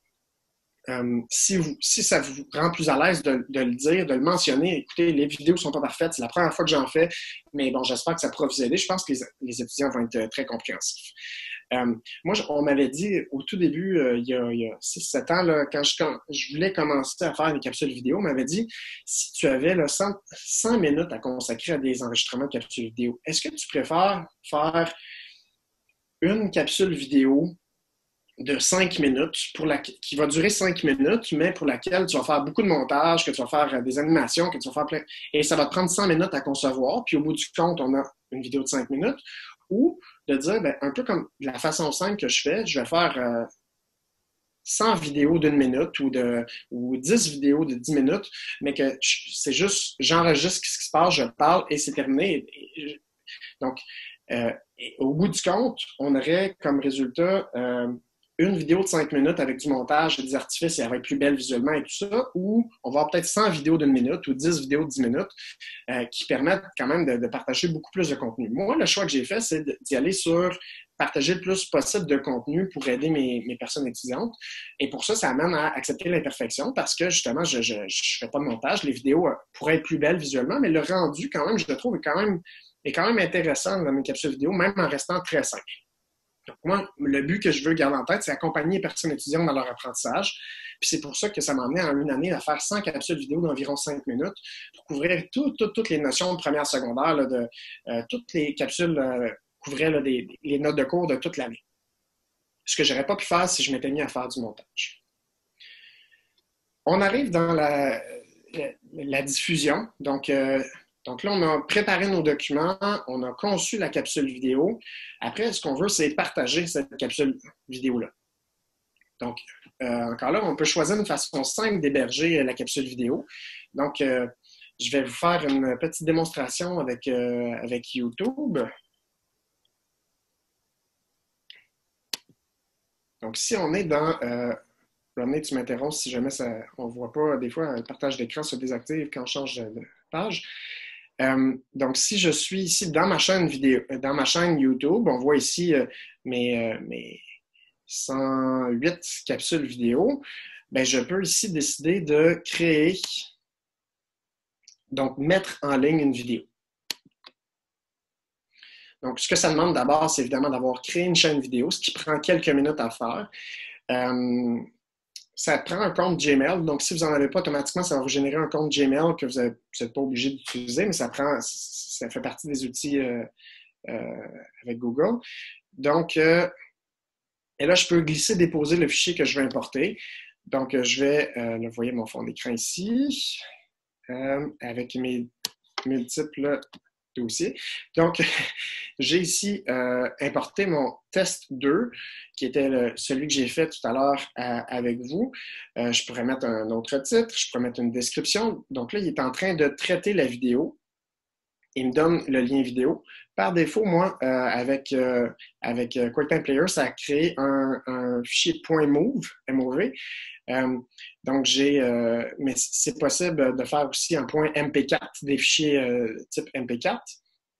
Donc, si je peux voir qu'est-ce que ça donne, je peux choisir ma miniature. Là, tantôt, dans Loom, ça faisait comme une animation, mais ici, je peux choisir quelle est l'image que je vais avoir sur ma miniature. Je pourrais en importer une aussi. Et là, normalement, là, moi, j'ai un seul plan là, qui était en 8 secondes de ma diapositive, mais on pourrait avoir sur une capsule de 5 minutes, là, disons que vous passez de 5 diapositives, bien là, vous pourriez choisir laquelle des vues sur la diapositive vous voulez faire apparaître comme miniature qui représente votre capsule vidéo. Vous pourriez décider de la mettre dans une playlist. Si vous en avez plusieurs, vous pourriez décider de les organiser sous forme de playlist, soit en lien avec un cours ou un concept. Et là, vous êtes obligé de répondre à cette question-là. Est-ce qu'elle est conçue pour les enfants? Je pense que c'est juste pour protéger là, les enfants. Donc, si elle s'adresse à les enfants, elle va être vérifiée, elle va être bon, tout ça. Donc, ici, non, elle n'est pas conçue pour les enfants. Puis si on dit là, la description, c'est vraiment pas pour dire est-ce que c'est user-friendly, général pour tous. C'est vraiment est-ce que ça s'adresse à des enfants? Donc, si non. Et là, je pourrais continuer comme ça. Donc, je peux ajouter d'autres options. Je peux ajouter des fiches si je veux faire la promotion, etc. Et là, je peux décider de l'enregistrer de façon publique. Donc, tout le monde peut voir la vidéo. Et là, à ce moment-là, quand on va chercher selon le nom, si le nom de ma vidéo, là, c'était Test 2, là, si quelqu'un cherche sur YouTube Test 2, il pourrait tomber sur cette vidéo-là. Je pourrais le mettre en mode non répertorié. Donc, c'est ce que je vous conseille. Si vous ne voulez pas que ce soit public, vous pouvez le mettre en mode non répertorié. Donc, ce qui veut dire que je ne la trouverai pas par le moteur de recherche Google, même si je tape par moteur de recherche, YouTube. Si je cherche avec Test 2, le nom exact, je ne la trouverai pas. Donc, il faut seulement avoir le lien. Il faut disposer du lien pour être capable d'accéder à la vidéo. Ou je peux y aller en mode privé. Donc, ce n'est pas le lien que ça prend. C'est seulement des personnes que vous avez choisies qui peuvent voir votre vidéo. Et là, à ce moment-là, il faut entrer, par exemple, les adresses courriels ou leur donner accès à ces personnes-là. Donc, moi, d'habitude, ce que je fais, c'est en non répertorié. Et ce que je vais faire, c'est de copier ici le lien que je vais partager. Je pourrais décider que je veux qu'elle soit en ligne maintenant. Je veux programmer qu'elle va être disponible seulement dans une semaine, par exemple. Là, je vais le mettre en mode privé pour l'instant parce que je ne veux pas qu'elle soit disponible. Donc là, je vois que je viens d'ajouter un test 2 ici. Je pourrais changer la visibilité en tout temps après puis dire, bon, là, elle est privée, mais là, je la rends publique ou non répertoriée. Je pourrais aller voir les statistiques aussi là, des gens qui ont écouté la vidéo. C'est ce qu'il y a des gens qui ont mis des commentaires. Bon, je peux aller voir sur YouTube de quoi ça a l'air. Puis, quand vous allez avoir là, après, pour certaines vidéos, vous allez voir là, que les vues, surtout si vous les mettez publiques, le nombre de vues peut augmenter de façon assez impressionnante, en fait. Le pouvoir du web. Donc, voilà comment on met une vidéo en ligne par YouTube. C'est pas la seule possibilité. YouTube n'est pas la seule possibilité. Là, je suis de retour à mon diaporama. Rodney, tu m'avises si ça ne fonctionne pas. Donc, comme je disais, il faut d'abord créer une chaîne YouTube. Il faut choisir le mode de la capsule vidéo publique, non répertoriée, bon, privé, selon ce que vous préférez. Puis, d'autres options existent. Comme on parlait tout à l'heure, je reviens à la question en lien avec... il y a Vimeo, d'abord, qui est à peu près la même chose que YouTube, qui est une autre façon d'héberger les vidéos, tout comme YouTube. Il y a Loom, que je vais aller vous montrer à l'instant, où on peut faire aussi, on pourrait partager. Et il y a Zoom aussi, que je n'ai pas testé, mais je sais que c'est une option où on peut justement enregistrer les capsules et les rendre disponibles. Et je sais par contre qu'il y a une capacité maximale d'espace pour héberger les vidéos sur Zoom. Et il y a aussi une durée maximale. Et là, je ne suis pas au courant de toutes ces restrictions-là. Il faudrait aller voir. Mais je pense que sur Zoom, c'est possible d'en héberger, mais il faudrait aller voir. Il y a des limites à considérer. Avec Loom, une fois que la vidéo a été faite, ce que je peux faire, c'est la partager justement directement ici de mon lien est copié. Et là, je peux partager ce lien-là aux personnes étudiantes. Ou je pourrais, encore là, une fois que c'est terminé sur Loom, bon, ce ne serait pas la première fois que ça arrive à l'occasion qu'il y a des outils qui sont gratuits pendant un certain moment puis qui deviennent payants par la suite.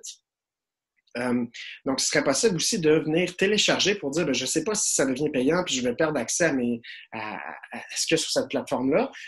Eux disent que non pour l'instant, mais ça pourrait changer. Donc, vous pourriez décider de garder une copie de vos capsules vidéo de votre côté, de télécharger cette vidéo-là et soit de l'héberger après par YouTube, donc de le partager sur YouTube ou de le partager d'une autre façon. Mais je pense que ça reste une bonne idée de le télécharger de votre côté au cas où. On ne sait jamais.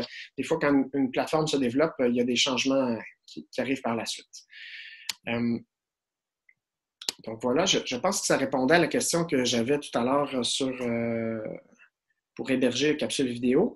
Puis après ça, ce qu'il reste à faire, c'est de partager le lien aux personnes étudiantes, là, ce qui est assez simple. On peut partager ce lien-là, cette adresse-là sur Moodle, par courriel, sur votre site web si vous en avez un.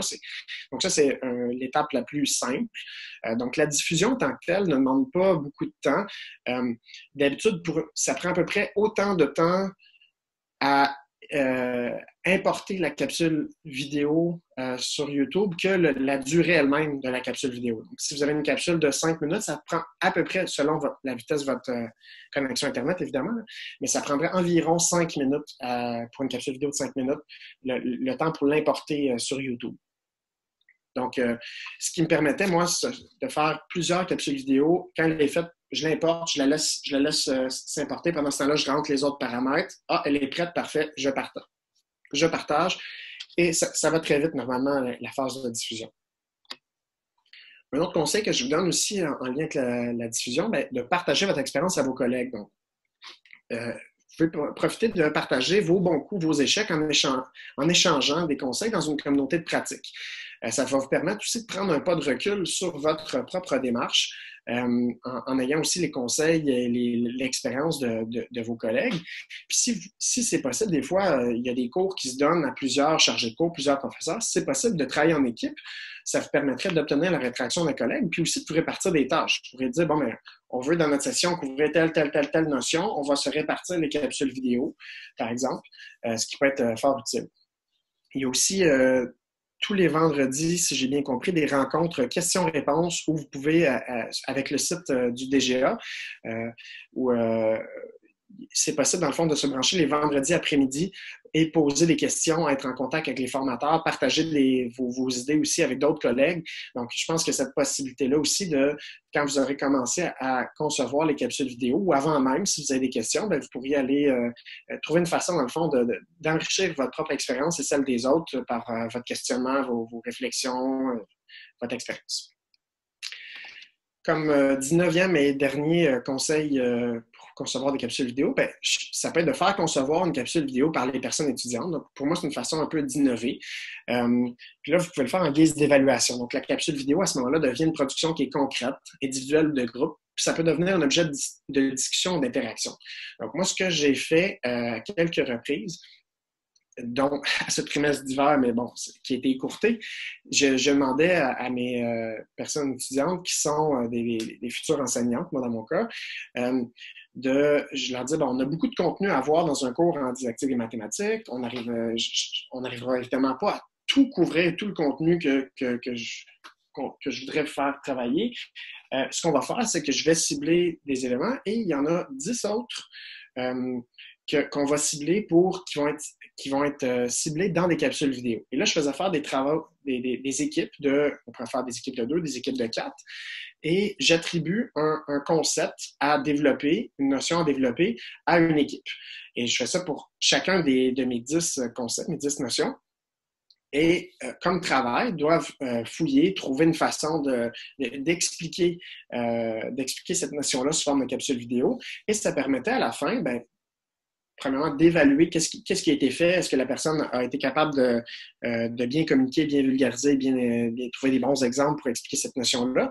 Et aussi, je mettais un autre travail où chaque équipe devait fournir une rétroaction sur les autres capsules vidéo, ce qui permettait de couvrir l'ensemble des 10 concepts qu'on n'avait pas le temps de voir durant le cours. Là, ça permettrait de récupérer ce temps-là pour aller voir ces 10 concepts-là. Et il y avait un travail de rétroaction où il devait fournir une rétroaction positive, un commentaire positif et constructif sur qu'est-ce qui aurait pu être fait pour être amélioré. Donc, il y avait un travail aussi avec une rétroaction comme ça, un travail final à la fin de la session. Donc, moi, je trouvais que c'était un excellent moyen pour les personnes étudiantes de démontrer leurs compétences transversales, autant l'esprit de synthèse, parce qu'elles étaient limitées aussi à faire une capsule vidéo de quelques minutes, de créativité, présentation orale, collaboration. Puis là, bon, il y a plus de détails aussi là, en lien avec l'idée de conception par les personnes étudiantes, si vous voulez aller voir ce lien web. En terminant avec des ressources pour aller plus loin, sans aller les explorer en détail, si ça vous intéresse, bon, j'ai répertorié certains articles ou sites web, dont Marcel Lebrun qui a beaucoup travaillé sur la classe inversée puis l'idée de MOOC, Massive Online Open Courses, donc les cours en ligne, donc qui décrit comme l'école de demain. Un texte sur la vidéo éducative, organiser un cours à distance, l'Université catholique de Louvain, qui a beaucoup travaillé en lien avec ça, qui a plusieurs bonnes idées, je trouve. Un texte sur lequel je me suis appuyé pour différentes idées aussi dans cette formation, de planifier, réaliser, diffuser des vidéos éducatives, les lignes directrices, des astuces pour les enseignants, comment réussir cette vidéo éducative, utilisation de vidéos en classe. Donc, la plupart sont des textes assez abordables, assez simples, courts, qui donnent des conseils pratico-pratiques. Donc, je vais terminer en disant que c'est important de faire, je pense, un pas à la fois. Là, vous avez votre zone de confort, puis j'aime bien cette image-là où quand on sort de notre zone de confort, c'est là que la magie se produit. Là.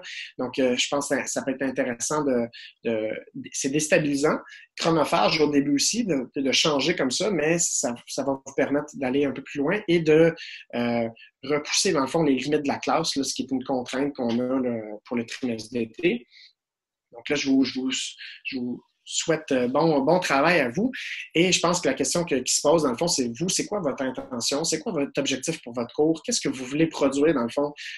Puis, commencez par répondre à cette question-là. Je vous invite à retourner voir les 19 conseils en espérant que ça aura été utile pour vous.